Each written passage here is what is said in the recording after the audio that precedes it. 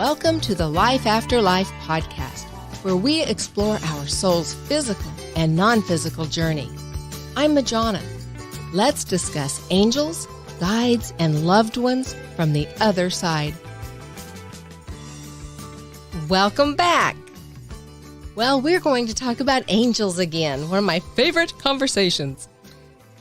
We've already talked about different roles they can play in your life, and there are a couple of other ways to mention this. One of the very, very cool things that angels can do is manipulate time, which comes in very handy if you are one of those people who ever happen to be running late for whatever reason.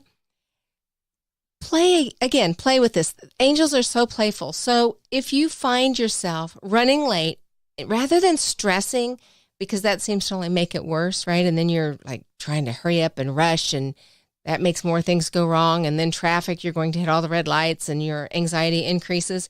If you can, instead, just kind of take a couple deep breaths, ask an angel, ask your guardian angel, whomever, just ask for angels to come in and ask them to manipulate time so that you arrive there at the perfect moment. It is so cool what happens. Now, don't start trying to micromanage this and tell them exactly what needs to be happening when you get there. But it is truly amazing that you might walk in and there was some, maybe it was a big meeting and there was a delay because the PA system wasn't working or the speaker was late. I mean, the angels are just amazing as how they can just manipulate things and you can arrive at the right and perfect time. They can also, this was very cool.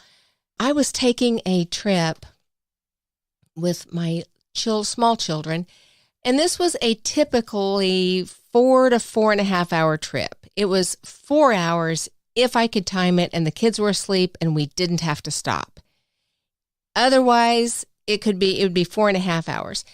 And I was honestly really kind of tired and I wasn't in the mood to drive and I just wasn't up for it. So we got in the car and we're driving along and I thought, you know what, angels, can you just shorten this trip for me? I'm just not up for this. So would you manipulate time, do your little time bending magic and shorten it up? And I am not kidding you. I was blown away because when we pulled into the driveway, I was going to see my parents. And when we pulled in that driveway, I thought, wow, that seemed really fast. And I looked at the clock and it was a 2.5 hour trip by the clock.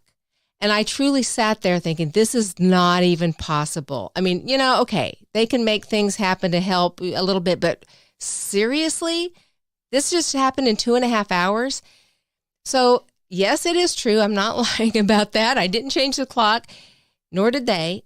It was just amazing. So remember, everything is possible, and we just limit it with our little earthly ego expectations here.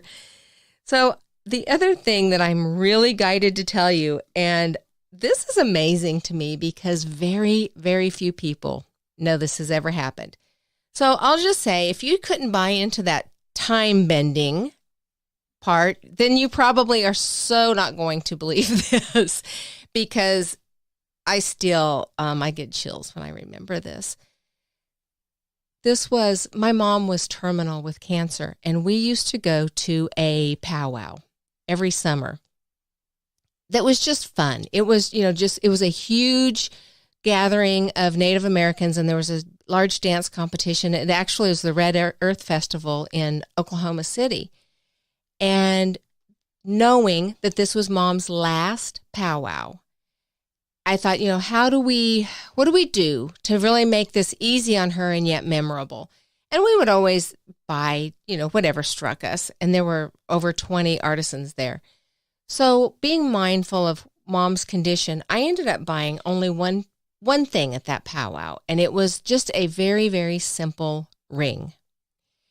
And so we left the powwow, and the ring was a little big. There were only 2 of them there. The artist and they were unique. That's why I loved it. But it was a little big, and I was aware that I had to be very careful so I didn't lose this.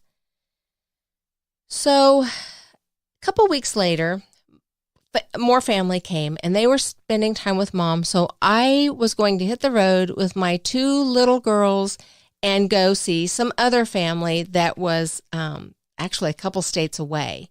So we got in the car, we're driving, and I had kind of budgeted out our time and nap times and so forth. And we were halfway, and there was a Target. So we stopped, went in the Target, took a bathroom break, got some new toys to play with on the road trip, and hit the road again. 45 minutes down the road, I realized my ring was missing. Now, this ring was very simple. It wasn't even expensive. It was just the fact that that was the only thing that I purchased at the last powwow that Mom and I would ever be able to go to. So the emotional tie to that was incredible.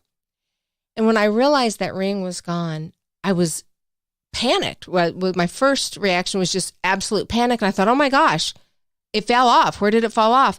And I literally pulled my car over off the highway and was frantically searching under the seat, between the seats, like everywhere, thinking, how could have I done this when I'm driving? How would I not know? And so I just kind of got centered, and I said, okay, please show me where my ring is. And I very, very clearly saw that I was at Target and dried my hands with paper towels, and the ring came off with the paper towel, and I threw it away. And I was just heartsick, to say the least. I mean, I literally started crying, and I thought, oh my gosh. And I remember that the trash was full. And I thought, if I go back there, it's 45-minute drive back there to try to dig through trash, and it was already full, so I'm sure they've taken it out.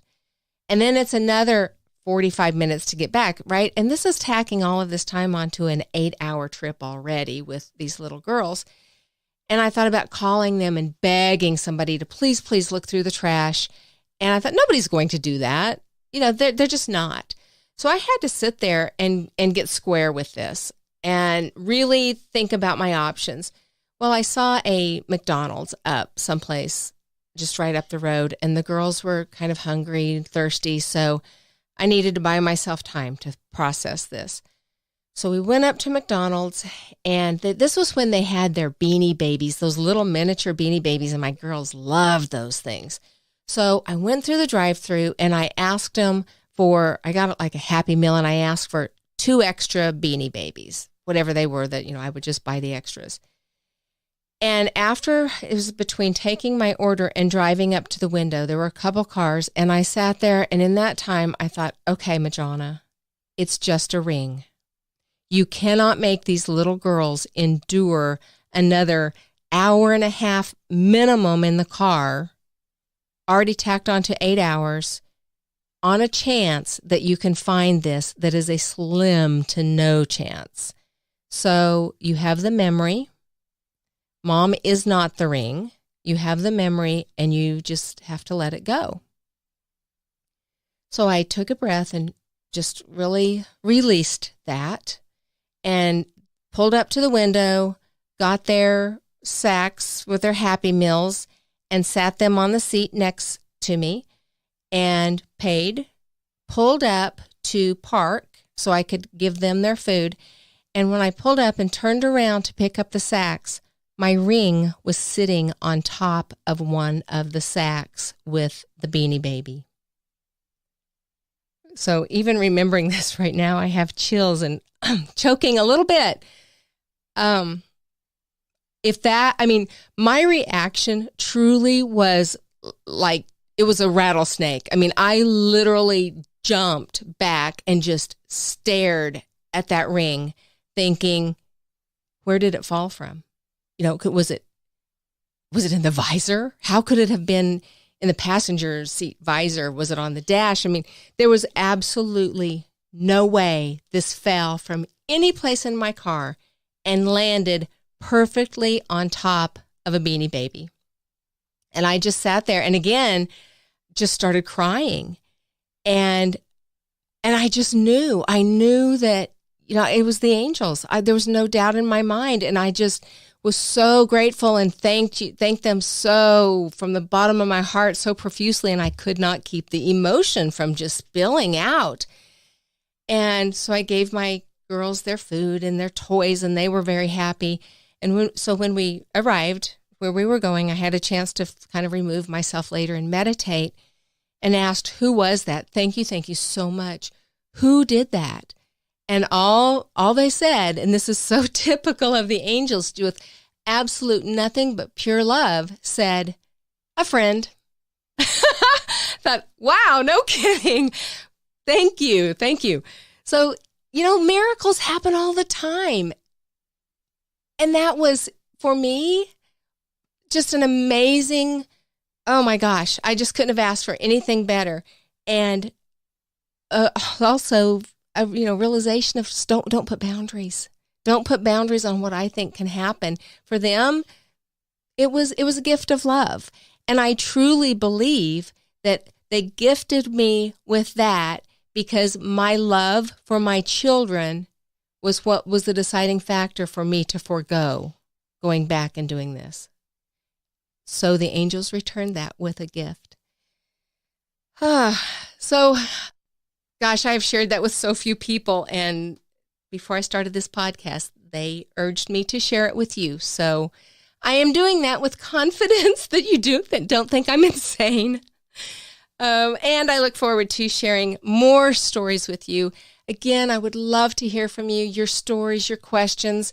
You can get us at Majona at lifeafterliferadio.com. And until the next time, namaste.